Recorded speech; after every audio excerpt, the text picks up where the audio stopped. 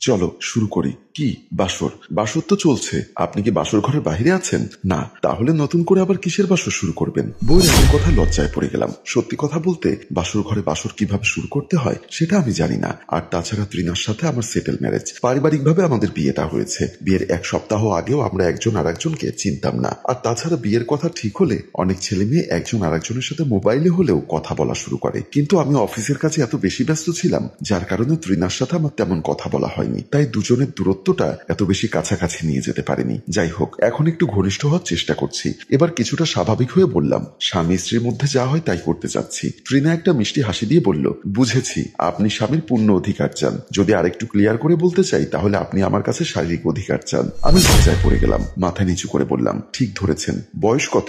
বেতন এবং বয়স জিজ্ঞাসা করতে নেই। বেতনেরটা ঠিক আছে, তবে পুরুষের বয়সে সমস্যা নেই। নারীদের বয়স জিজ্ঞাসা করতে নেই। 28 বছর। 28 বছর যেহেতু নারী সঙ্গ ছাড়া থাকতে পেরেছেন, আর কিছুদিন স্ত্রীর শরীরের উপর অধিকার না নিলে হয় না? বাসর ঘরে স্ত্রীর এমন প্রশ্ন শুনে ভ্যাবাচাকা খেয়ে গেলাম। তবুও অনেক বড় হাদিস বিশারদের মতো নিজের অধিকার আদায় করার জন্য বললাম, বাসর ঘরে ওসব একটু আধটু করতে হয়। আমি শুনেছি যে স্বামী স্ত্রীর কাছে স্বামীর অধিকার দাবি করে, তার স্ত্রী যদি সুস্থ অবস্থায় স্বামীকে ওই অধিকার পদার্পণ না করে তাহলে নাকি স্ত্রীর 70 বছরের এবাদত বন্দিগি নষ্ট হয়ে যায়। আমি অবশ্যই আপনাকে অধিকার দিব, তবে আমার একটা ছোট্ট প্রশ্নের উত্তর আপনাকে দিতে হবে। আমার যদি মনে হয় আপনার উত্তরটা যথার্থ হয়েছে তবেই আমি নিজেকে আপনার হাতে সমর্পণ করব। টেনশনে পড়ে গেলাম, বউ আবার বাসর রাতে কি প্রশ্ন করবে? মনে সাহস আছে, জীবনে এমন কোনো কিছু করিনি যেটা বউ জানতে চাইলে আমি উত্তর দিতে পারবো না। জীবনে কারোর সাথে প্রেম করিনি, কোনো মেয়ের হাত ধরার প্রশ্নই আসে না। তাই সাহস নিয়ে বললাম, বলুন আপনি কি জানতে চান? আচ্ছা বলুন তো, একটা মেয়ে বিয়ে করে কেন? প্রশ্নটা শুনে আমার হাসি পেল, তাই একটু হাসলাম। ত্রিনা বলল,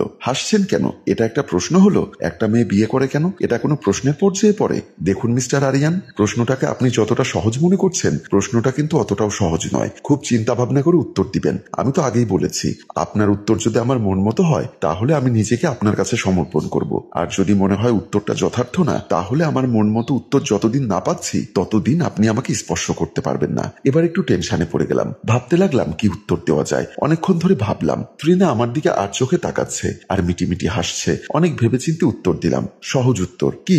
সংসার করার জন্য। বলেই বিশ্বজয়ের মতো একটা হাসি দিলাম। আহম্মক একটা। সংসার করার জন্য আপনার সাথে কেন বিয়ে দিতে হবে? সংসার কি আমি নিজে নিজে করতে পারবো না?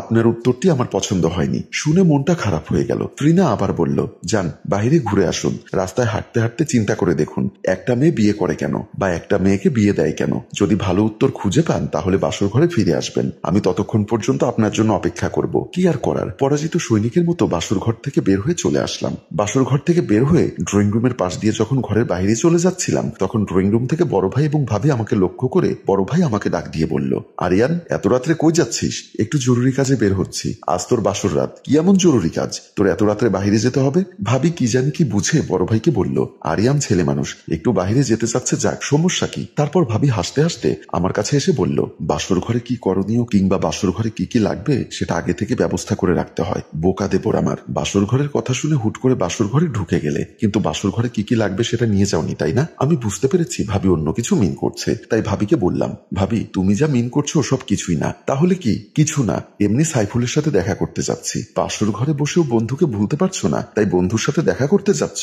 আচ্ছা যাও, আবার বেশি দেরি করো না।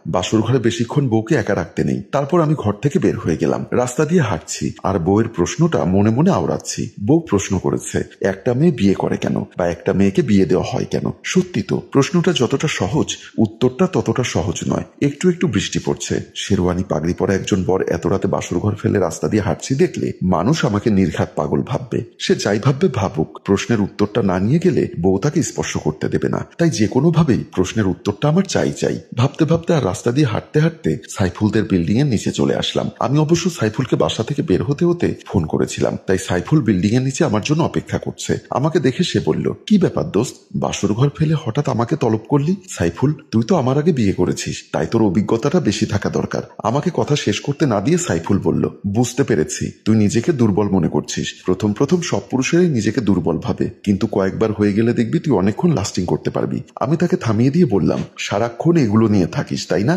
তাই কোনো কথা বললে ওই দিকে নিয়ে যাস। আরে বেটা এমন কিছু না। তাহলে বউ আমাকে বাসর ঘরে প্রশ্ন করেছে একটা মেয়ে বিয়ে করে কেন বা একটা মেয়েকে বিয়ে দেয় কেন। আমার কথা শুনে সাইফুল হাসতে হাসতে গড়াগড়ি খাচ্ছে। আমি বললাম, এভাবে পাগলের মতো হাসছিস কেন? আরে বোকা, এটা একটা প্রশ্ন হলো? যদিও ধরে নিলাম এটা একটা প্রশ্ন, উত্তরটা তো একদম সহজ। কি? সংসার করার জন্য, বাচ্চা কাচ্চা পয়দা করার জন্য, স্বামীর সেবা করার জন্য। আর কি উত্তর লাগবে তোর? সংসার করার জন্য সেটা আমি বলেছিলাম, কিন্তু উত্তর নাকি ওটা না। তবে পরের গুলো হতে পারে, স্বামীর সেবা করার জন্য, বাচ্চা কাচ্চা পয়দা করার জন্য, এটা হতে পারে। ধন্যবাদ দোস্ত, আমি তাহলে আসি। বলেই আমি আর তার দিকে ফিরে তাকালাম না, একদৌড়ে বাসুর ঘরের দিকে চলে আসলাম। বাসুর ঘরে ঢুকে দেখলাম ত্রিনা কার সাথে হেসে হেসে মোবাইলে কথা বলছে। মেয়েটি আমাকে টেনশনে ফেলে কতই না আনন্দে আছে। না জানি বাসুর ঘরে আমার মতো এমন পরিস্থিতির মুখোমুখি কেউ হয়েছে কিনা। বউ আমাকে দেখে মোবাইলের লাইনটা কেটে দিয়ে বলল, কি গো, উত্তর খুঁজে পেয়েছেন? পেয়েছি মানে? আলবাত পেয়েছি। বলুন, একটা মেয়ে বিয়ে করে কেন বা একটা মেয়েকে বিয়ে দেওয়া হয় কেন? আমি একটা হাসি দিয়ে বললাম, বাচ্চা কাচ্চা পয়দা করার জন্য এবং স্বামীর সেবা করার জন্য, কারণ স্বামীর সেবা করলে বেহেশত পাওয়া যায়। বউ দেখলাম হাসছে। মনে মনে ভাবলাম, যাক, উত্তরটা মনে হয় সঠিক হয়েছে। পরক্ষণে দেখলাম বউ বলল, বিয়ে না করেও তো বাচ্চা কাচ্চা পয়দা করা যায়, আর সঠিকভাবে আল্লাহর ইবাদত করলে বেহেশত পাওয়া যায়। তাহলে বিয়ে করার দরকার কি? বুঝতে পারলাম উত্তরটা বউয়ের মনোপুত হলো না। বউ আবারও বলল, আবার বাসর ঘর থেকে বের হয়ে যান, সঠিক উত্তর নিয়ে ফিরে আসুন, আমি আপনারই অপেক্ষায় আছি। আবারও নিরুপায় হয়ে বাসর ঘর থেকে বের হয়ে গেলাম। রুম থেকে বের হয়ে দরজার সামনে দাঁড়িয়ে চিন্তা করতে লাগলাম, উত্তরটা কি হতে পারে। হঠাৎ মনে পড়ল, ভাবি যেহেতু মেয়ে মানুষ, তাহলে নিশ্চয়ই সে উত্তরটা দিতে পারবে। তাই অনেক আশা নিয়ে ভাবির রুমের সামনে গেলাম। ভাই ভাবির রুমের সামনে গিয়ে দরজায় টোকা দিতে লাগলাম। রুমের ভেতর আমার বড় ভাই এবং ভাবি কথা বলছিল। ভাইয়া বলল, এত রাত্রে আবার কে টোকা দেয়? ভাবি বলল, কে? ভাবি, আমি আরিয়ান। কিছু বলবে? হ্যাঁ ভাবি, একটু বাইরে এসো তো। ভাবিকে বাইরে ডাকতে দেখে ভাইয়া বলল, আরিয়ানের আবার কি হলো? কিছুক্ষণ আগে দেখলাম টেনশন নিয়ে ঘর থেকে বের হয়ে যেতে, আবার কিছুক্ষণ পরে দেখলাম খুব হাসি খুশি মনে ঘরে ফিরে আসতে, এখন আবার গভীর রাতে তোমাকে ডাকছে। ব্যাপারটা কি বলো তো? জানি না, গিয়ে তো দেখি। বলেই ভাবি ভাইয়ের পাশ থেকে নেমে আমার কাছে আসলেন। কি ভাই, এত রাতে তোমার আবার কিসের প্রয়োজন হলো? আমি কোনো রাগঢাক না রেখে ভাবিকে বলেই ফেললাম, ভাবি, ত্রিনা আমাকে একটা প্রশ্ন করেছে, এর উত্তরটা না দেওয়া পর্যন্ত সে আমাকে স্পর্শ করতে দিচ্ছে না। আমার কথা শুনে ভাবি হাসছে। হেসো না তো ভাবি, উত্তর জানা থাকলে দাও, প্রশ্নটা তো বলো, একটা মেয়ে বিয়ে করে কেন বা একটা মেয়েকে বিয়ে দেওয়া হয় কেন? সাইফুলের মতো ভাবিও হাসতে লাগলো। ভাবি, এভাবে হেসো না তো তুমি, যেহেতু মেয়ে মানুষ তাই উত্তরটা তুমিই ভালো দিতে পারবে। বলো তো ভাবি। আরে গাধা, একটা মেয়েকে বিয়ে দেয় তার ভবিষ্যৎ নিরাপত্তার জন্য। স্বামীর সংসার হচ্ছে একটা মেয়ের নিরাপদ স্থান। উত্তরটা শুনে আমার এত বেশি মনোপুত হলো যে আমি আর এক মুহূর্তে ওখানে দাঁড়ালাম না, এক দৌড়ে চলে আসলাম বাসর ঘরে। পেয়েছি, উত্তর পেয়েছি। ততক্ষণে বউ কিছুটা ঝিমিয়ে পড়েছে, তাই হাই তুলতে তুলতে বলল, বলো, একটা মেয়েকে বিয়ে দেয় কেন বা একটা মেয়ে বিয়ে করে কেন? নিরাপত্তার জন্য, ভবিষ্যতের নিশ্চয়তার জন্য, কারণ মেয়েদের স্বামীর সংসার হচ্ছে নিরাপদ আশ্রয়স্থল এবং স্বামী হচ্ছে নিশ্চিত ভবিষ্যৎ। ভুল, তোমার এই উত্তরটাও ভুল। বউয়ের এমন কথা শুনে আমি ভেঙে পড়লাম। বুঝতে পারলাম আজ আর বউকে স্পর্শ করা হবে না। তখন নিরুপায় হয়ে বললাম, ভেবেচিন্তে কালকে বলি। বউ তখন খাট থেকে একটা বালিশ আমার হাতে দিয়ে বলল, ড্রয়িং রুমে গিয়ে ঘুমোও। সেদিনের মতো আমার আর বাসর করা হলো না। এরকম নানা উত্তর দিতে দিতে আমি ক্লান্ত হয়ে গেলাম। আজ 7ম দিন, এর মধ্যে বউকে স্পর্শ করতে পারিনি। আজ যাচ্ছি শ্বশুর বাড়ি। আমি আমার মতো রেডি হচ্ছি, বউ তার মতো রেডি হচ্ছে। এই কয়দিনে আমি ক্লান্ত হয়ে পড়েছি। আপনারাই বলুন, বিয়ে করা বউটাকে আমি স্পর্শ করতে পারিনি। ব্যাপারটা হলো এমন মুখের সামনে নানা পদে মুখরোচক খাবার দিয়ে হাতটা বেঁধে রেখেছে। শ্বশুর বাড়িতে যাওয়ার ইচ্ছা ছিল না, তবুও ফর্মালিটি মেইনটেইন করতে হবে। এমন সময় ভাবি এসে বলল, আরিয়ান, শ্বশুর বাড়িতে যাচ্ছ? এত লেট করলে হবে? তোমার ভাই তোমাদের জন্য গাড়ি নিয়ে নিচে দাঁড়িয়ে আছে, তাড়াতাড়ি যাও। ত্রিনা ভাবিকে বলল, ভাবি, আমাদের সাথে আপনিও গেলে খুশি হতাম। আমিও যদি তোমাদের সাথে চলে যাই, তাহলে তোমার ভাসুরকে রান্না বাড়া করে দিবে কে? এ সংসার কে সামলাবে? ভাইয়াকেও সাথে নিতেন না। বোন, এবার তোমরা গিয়ে এসো, পরের বার না হয় সবাই একসাথে যাব। দেরি করো না, তাড়াতাড়ি যাও। তারপর বউকে নিয়ে শ্বশুরবাড়ির উদ্দেশ্যে চলে গেলাম।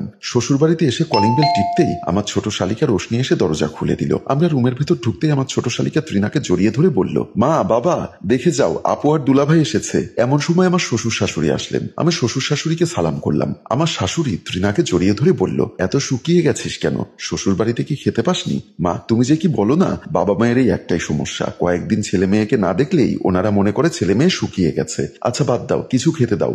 বলেই আমার শাশুড়িকে নিয়ে ত্রিনা রান্নাঘরের দিকে চলে গেল। আমার শ্বশুর বলল, বাবা, আসতে কোনো সমস্যা হয়নি তো? না বাবা, কোনো সমস্যা হয়নি। তোমার মন খারাপ কেন?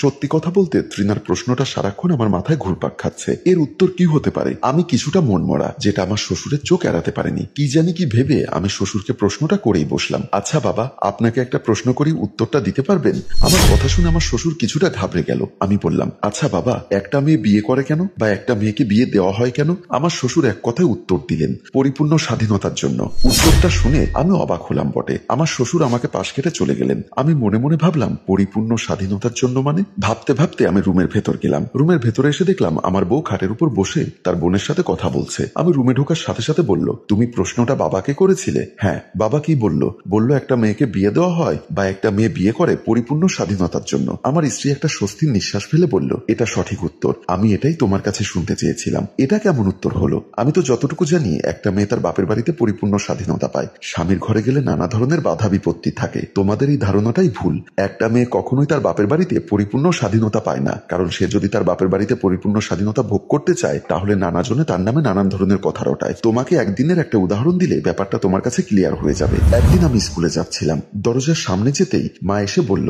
সন্ত্রীনা, স্কুলে যাচ্ছিস ভালো কথা, মাটির দিকে তাকিয়ে যাবি, মাটির দিকে তাকিয়ে আসবি। কেন মা? তোর চলাফেরায় কোনো ত্রুটি পেলে মানুষ নানা ধরনের বদনাম করবে। একবার যদি বদনাম রটে যায়, তাহলে তোকে বিয়ে দিতে কষ্ট হবে। মা, আমি তো আরো চিন্তা করছিলাম স্কুল ছুটির পরে বান্ধবীদেরকে নিয়ে মার্কেটে ঘুরতে যাব। ঘোরাঘুরি যা করতে হয় স্বামীর বাড়িতে গিয়ে স্বামীকে নিয়ে করিস। বিয়ের আগে এত ঘোরাফেরা করলে তোর নামে বদনাম রটে যাবে। মা, সবাই বলে মেয়েদের স্বাধীনতা নাকি বাপের বাড়িতে যেমন খুশি চলতে পারে, যেমন খুশি করতে পারে। পরের বাড়িতে যাওয়া মানে পরাধীন হয়ে যাওয়া। মিথ্যা কথা। একজন নারী তার বাপের বাড়িতে কখনোই পরিপূর্ণ স্বাধীনতা পায় না। পিতামাতা ইচ্ছা করলেও তার কন্যাকে পরিপূর্ণ স্বাধীনতা দিতে পারে না। পাছে না কলঙ্ক রটে যায়। এই ভয়ে সারাক্ষণ তটস্থ থাকতে হয়। একটা মেয়ের আসল স্বাধীনতা হচ্ছে তার স্বামীর বাড়ি, যদি সে সঠিক একজন স্বামী পায়। মায়ের সেদিনের কথাটা আমি তৎক্ষণাৎ বুঝতে না পারলেও অনেক ভেবেচিন্তে দেখলাম মা সঠিক কথাটাই বলেছে। একটা নারী যদি যোগ্য একজন স্বামী পায়, তবে সেই নারী তার স্বামীর বাড়িতেই পরিপূর্ণ স্বাধীনতা পায়। হ্যালো ভিউয়ার্স, আপনার কাছে কি মনে হয়, একজন নারী কি তার স্বামীর বাড়িতে পরিপূর্ণ স্বাধীনতা পায়, নাকি তার বাবার বাড়িতে পরিপূর্ণ স্বাধীনতা পায়? তো অবশ্যই কমেন্ট করে জানাবেন। আর গল্পটা ভালো লাগলে আপনার ফেসবুকে শেয়ার করে দেওয়ার জন্য অনুরোধ রইল।